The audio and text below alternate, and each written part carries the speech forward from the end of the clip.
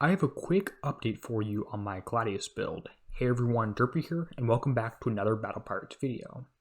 This is fairly similar to what people have been going for, but I have had a few people asking questions, so I figured I better go ahead and make a video.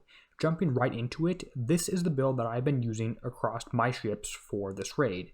This is the build for the back 4 ships. The flagship is slightly different here.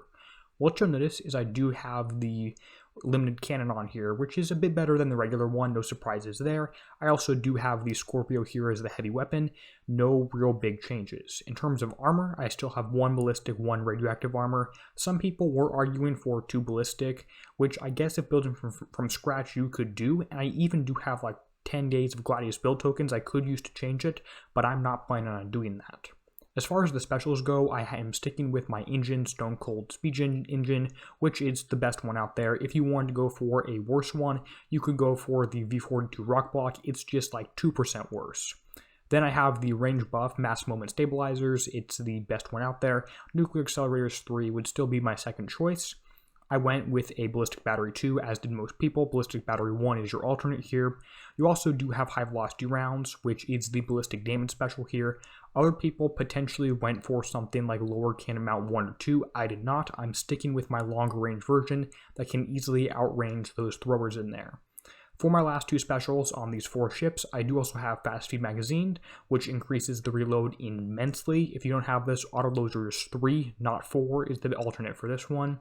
And then Welded Barrel System is just a ballistic damage increase special, and it does also give you some other cool stats such as combat speed as well as critical. That critical there is that damage increase. Projectile speed, it doesn't really matter.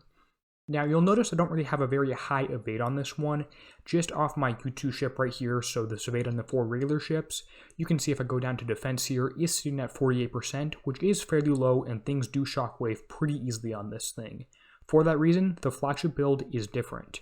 What I've done on the flagship build, and it's actually upgrading to X1 right now, all done for 0 coins, is I have taken off Fast Feed Magazine and put on Guidance Scrambler 3 instead. Agility System 4 would work completely fine, but there's no reason to go Agility 4 because there's no slow field, or there's no slow in this target here, or stun, so it doesn't matter.